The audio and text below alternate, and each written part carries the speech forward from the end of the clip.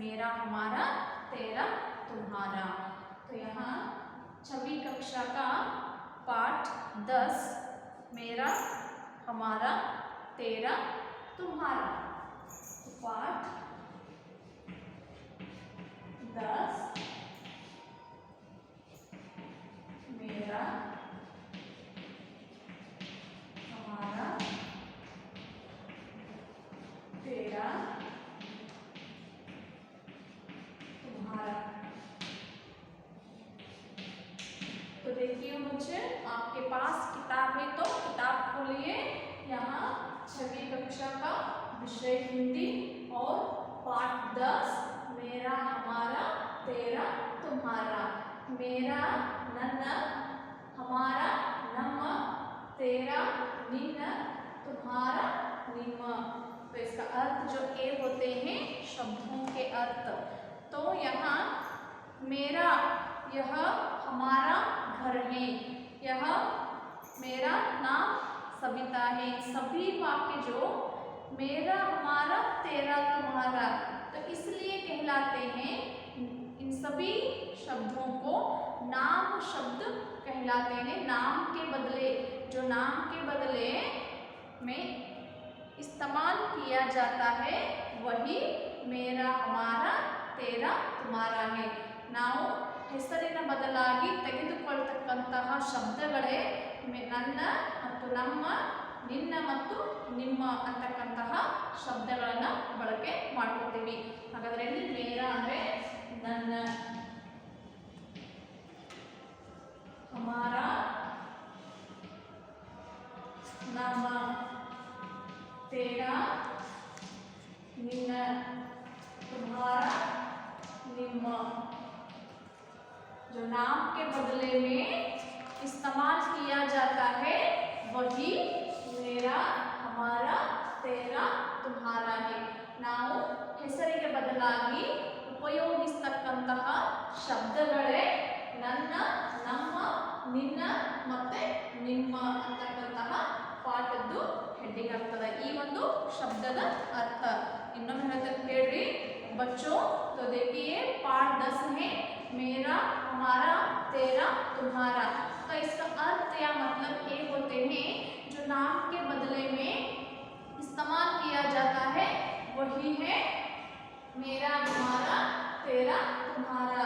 ಅಂದ್ರೆ ಇದರ ಅರ್ಥ ಇಲ್ಲಿ ನಾವು ಹೆಸರಿನ ಬದಲಾಗಿ ಉಪಯೋಗಿಸತಕ್ಕಂತಹ ಶಬ್ದಗಳು ಯಾವಾಗ್ತವು ಮೇರಾ ಹಮಾರಾ ತೇರಾ ತುಮ್ಹಾರಾ ಅಂತ। ಹಾಗಾದ್ರೆ ಇದು ಕನ್ನಡದಲ್ಲಿ ಅರ್ಥ ಮೇರಾ ಅಂದ್ರೆ ನನ್ನ, ಹಮಾರಾ ಅಂದ್ರೆ ನಮ್ಮ, ತೇರಾ ಅಂದ್ರೆ ನಿನ್ನ ಮತ್ತು ತುಮ್ಹಾರಾ ಅಂದ್ರೆ ನಿಮ್ಮ ಅಂತಕ್ಕಂತಹ ಶಬ್ದಗಳ ಅರ್ಥವನ್ನ ನೀಡ್ತದೆ।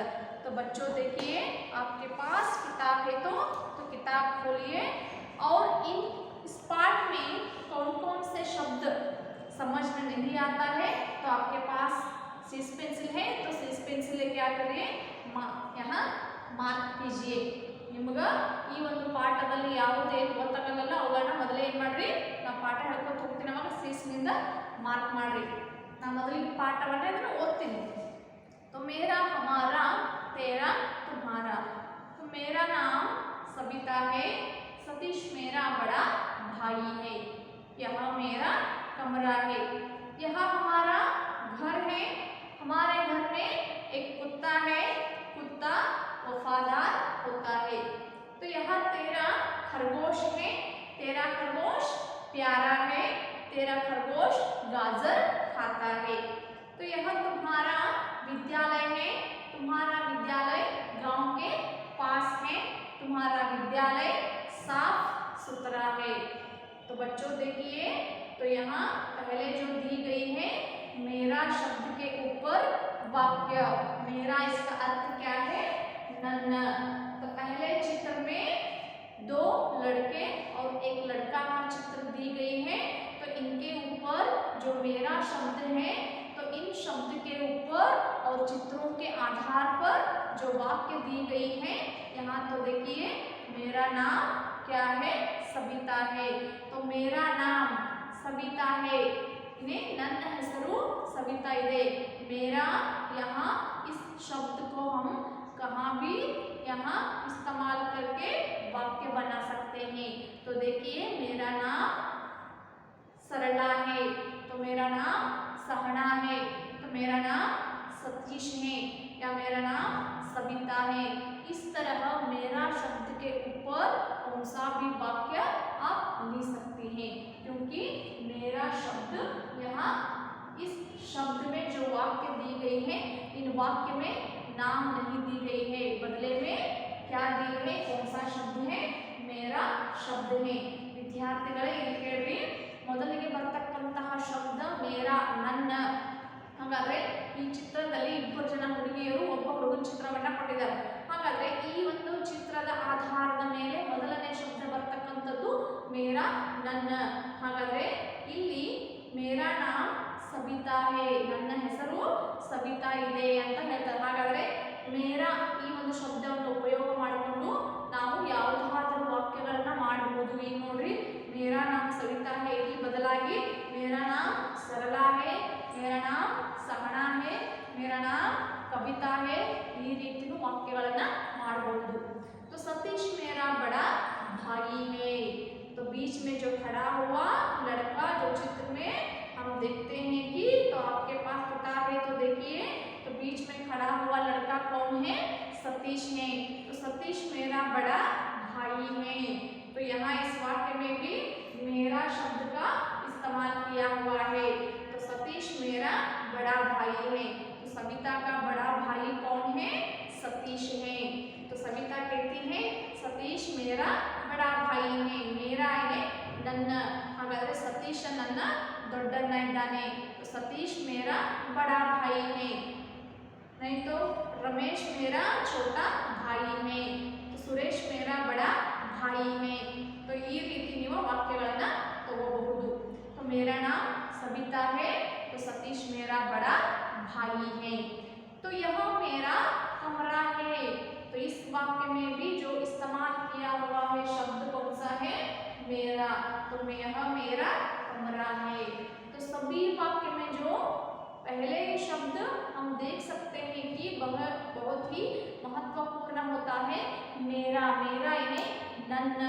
ಹಾಗಾದ್ರೆ ನಾವು ಯಾವುದೇ ಒಂದು ವಸ್ತುವನ್ನು ಇಟ್ಟುಕೊಂಡ್ವಿ ಅಂದ್ರೆ, ಇದು ನನ್ನ ವಸ್ತು, ಇದು ನನ್ನ ಅನ್ನ, ಇದು ನನ್ನ ಮನೆ, ಇದು ನನ್ನ ಸೈಕಲ್, ಇದು ನನ್ನ ಡ್ರೆಸ್ ಅಂತ ಹೆಂಗೆ ಹೇಳ್ತೀವಲ್ಲ, ಆದರೆ ಆ ವಾಕ್ಯಗಳನ್ನ ಹೇಳಬೇಕಾದ್ರೆ ನಾವಲ್ಲಿ ಯಾವುದೇ ಹೆಸರನ್ನು ತೆಗೆದುಕೊಳ್ಳೋದಿಲ್ಲ.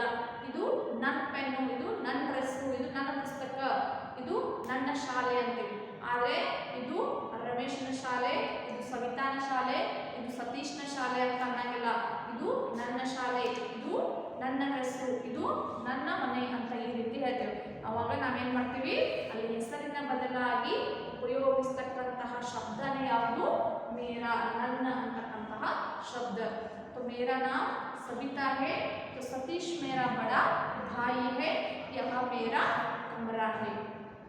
तो पहले जो वाक्य जो दी गई है, तो चित्र में कौन कौन सा चित्र है, एक पेड़ का चित्र है. तो मैं भी यहाँ क्या की है, एक पेड़ निकालकर यहाँ आपको दिख रही हूँ. ऐसा है पेड़, और यहाँ एक कुत्ता है, और दो बच्चे हैं, और घर है. तो यहाँ देखिए, इन पेड़ और घर, बच्चे, इन चित्रों के आधार पर हमें दूसरा शब्द को इस्तेमाल करके जो वाक्य दी गई है, तो शब्द कौन सा है, हमारा. पहला जो हुआ मेरा, नन्न, और दूसरा है हमारा, नम. तो यहाँ हमारा घर है. तो हमारे घर में एक कुत्ता है, कुत्ता वफादार होता है. तो देखिए, यहाँ किसका घर है, ये तो हमारा घर है, ಇದು ನಮ್ಮ ಮನೆ. तो देखिए बच्चे, यहाँ पहला जो वाक्य में देखे तो सिर्फ मेरा, ನನ್ನ, ನಾವಲ್ಲಿ ವಾಕ್ಯವನ್ನು ನೋಡಿದಾಗ ಬರೀ ನನ್ನ ಅಂತಕ್ಕಂತಹ ಒಂದು ಶಬ್ದದ ಬಳಕೆನೇ ಆಗ್ತದೆ. ಆದರೆ ಎರಡನೇದರಲ್ಲಿ ಹೋಗಿ ನೋಡಿದಾಗ ಅಲ್ಲಿ ನೋಡ್ರಿ, ಇಲ್ಲಿ ನಮ್ಮ ಅಂತಕ್ಕಂಥದ್ದು ಬರ್ತದೆ. ಹಾಗಾದ್ರೆ ನಮ್ಮ ಅನ್ನಕ್ಕೆ ಹಿಂದೆ ಒಳಗೆ ಏನಂತೀವಿ ನಾವು, ಹಮಾರ ಅಂತೇವೆ. ಹಮಾರ ಶಬ್ದದ ಅರ್ಥ ನಮ್ಮ. तो यह हमारा घर है. ये तो जो दिख रही है तो चित्र में है, तो चित्रों के आधार पर दो दूसरा शब्द है हमारा. तो हमारा शब्द का उपयोग करके जो वाक्य दी गई है दूसरे में, यह हमारा घर है, ಇದು ನನ್ನ ಮನೆ, ಇದು ನಮ್ಮ ನಮ್ಮ ಅಂತಕ್ಕಂಥ ಶಬ್ದವನ್ನ ಈ ವಾಕ್ಯದಲ್ಲಿ ಬಳಕೆ ಮಾಡಿದ್ದೀವಿ. ಯಹ ಹಮಾರ ಘರ್ ಹೈ, ಇದು ನಮ್ಮ ಮನೆ ಇದೆ. तो हमारे घर में एक कुत्ता है. तो हमारे जो घर है तो घर में कौन सा एक प्राणी है, एक कुत्ता है. तो देखिए ये तो घर है. तो घर का चित्र में यहाँ आप लोगों को यहाँ इसका उपयोग करके यहाँ घर शब्द को वाक्य में जो उपयोग किए हैं तो यहाँ घर का चित्र है. तो घर के कौन सा एक प्राणी होते हैं, कुत्ता है. तो हमारे घर में एक कुत्ता है. ನಾವು ಹೇಳ್ತೀವಿ ನಮ್ಮ ಮನೆಯಲ್ಲಿ ಒಂದು ನಾಯಿ ಇದೆ ಅಂತ. ಹಾಗಾದ್ರೆ ಇಲ್ಲಿ ನೋಡ್ರಿ ಮನೆ ಚಿತ್ರ ಕೊಟ್ಟೇನಿ, ಆಮೇಲೆ ಇಲ್ಲಿ ಇಬ್ಬರು ಜನ ಹುಡುಗರು, ಆಮೇಲೆ ನಾಯಿಯ ಚಿತ್ರ ಐತಿ. ಈ ರೀತಿ ಚಿತ್ರದ ಆಧಾರದ ಮೇಲೆ ಏನ್ ಮಾಡ್ಯಾರು, ವಾಕ್ಯಗಳನ್ನ ಕೊಟ್ಟಿದ್ದಾರೆ. ಹಾಗಾದ್ರೆ ನಾವು ಯಾವ ಒಂದು ಶಬ್ದದ ವಾಕ್ಯಗಳನ್ನ ಅಭ್ಯಾಸ ಮಾಡ್ತಾ ಇದ್ವಿ, ಎರಡನೇ ಶಬ್ದ ಹಮಾರ ನಮ್ಮ ಅಂತಕ್ಕಂಥ ಶಬ್ದದ ಮೇಲೆ ನಾವು ಅಭ್ಯಾಸವನ್ನ ಮಾಡ್ತಾ ಇದ್ದೀವಿ. ಹಾಗಾದ್ರೆ ಅಲ್ಲಿಯೂ ಕೂಡ ನಾವೇನ್ ಮಾಡಿವಿ, ಯಾವುದೇ ಹೆಸರನ್ನು ಬಳಕೆ ಮಾಡ್ಕೊಂಡಿಲ್ಲ. ಹಾಗಾದ್ರೆ ಎಲ್ಲಿ ನಾವು ಹೆಸರನ್ನ ಬಳಕೆ ಮಾಡ್ಕೊಂಡಿಲ್ಲ ಅಲ್ಲಿ ಈ ರೀತಿಯ ಶಬ್ದಗಳು ಉಪಯೋಗ ಆಗ್ತದೆ. तो यह हमारा घर है, ಇದು ನಮ್ಮ ಮನೆ ಇದೆ. तो हमारे घर में एक कुत्ता है. तो हमारे घर में एक कुत्ता है. कुत्ता तो बहुत ही वफादार होते हैं और चोरों को पकड़ते हैं और घर भी रक्षण करता है. तो कुत्ता का काम क्या है, घर रक्षण करना. और हमें कौन सा भी व्यक्ति अपरिचित है तो वहाँ आ गए तो कुत्ता क्या करते हैं, भौंकते हैं. तो इसलिए कुत्ता बहुत ही वफादार प्राणी है. तो इसलिए यहाँ इस चित्र में भी यहाँ कुत्ता का चित्र दी गई है.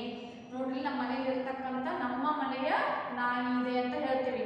ಹಾಗಾದ್ರೆ ನಾಯಿಯ ಕೆಲಸ ಏನಂದ್ರೆ ಅದು ಬಹಳಷ್ಟು ನಿಯತ್ತಾಗಿರ್ತದೆ ಮತ್ತೆ ಕಾವಲವನ್ನ ಮಾಡ್ತದೆ ಮನೆಯನ್ನ ಮತ್ತು ಮನೆಯಲ್ಲಿರ್ತಕ್ಕಂಥ ವ್ಯಕ್ತಿಗಳನ್ನ. ನಮ್ಮ ಮನೆ ಹತ್ರ ಯಾವುದಾದ್ರೂ ಅಪರಿಚಿತ ವ್ಯಕ್ತಿಗಳು ಬಂತಂದ್ರೆ ಅಲ್ಲಿ ಏನ್ ಮಾಡ್ತದೆ, ನಾಯಿ ಅವ್ರನ್ನ ನೋಡಿದ ತಕ್ಷಣ ಬೊಗಳ್ತದ. ಹೌದು, ಹಾಗಾದ್ರೆ ಯಾವುದೇ ಒಬ್ಬ ವ್ಯಕ್ತಿ ಚೋರಿ ಮಾಡ್ಲಿಕ್ಕೆ ಅಥವಾ ಕಳ್ಳತನ ಮಾಡ್ಲಿಕ್ಕೆ ಬಂದಂತ ವ್ಯಕ್ತಿಗಳಾಗಲಿ ಅವುಗಳನ್ನ ನೋಡಿ ಏನ್ ಮಾಡ್ತಾವ, ನಾಯಿಗಳು ಬೊಗಳ್ತದ. ಹಾಗಾಗಿ ನಾವು ಅಲ್ಲಿ ವಫಾದಾರ್ ಅಂತೀವಿ, ಅಂದ್ರೆ ಕಾವಲುಗಾರ.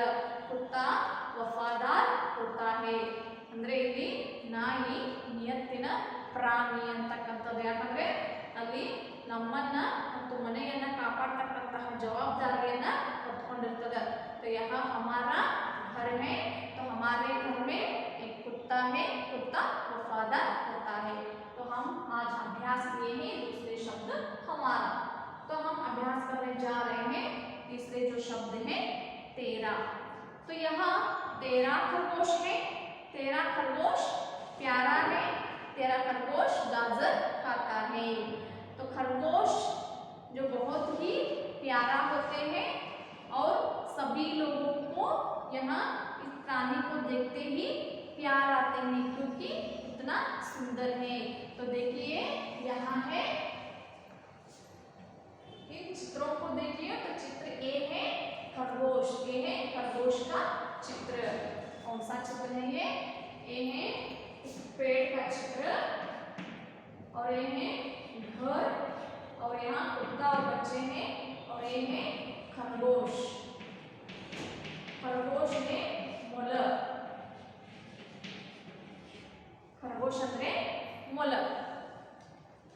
ಹಾಗಾದ್ರೆ तेरा खरगोश है, ಇದು ನಿನ್ನ ಮೊಲ ಇದೆ. तेरा खरगोश प्यारा है. तो कौन सा प्राणी बहुत ही प्यारा होते हैं, खरगोश ही बहुत प्यारा होते हैं. तेरा खरगोश गाजर खाता है.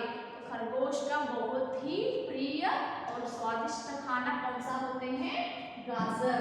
तो ये चित्र में यहाँ खरगोश है. खरगोश गाजर खाता है.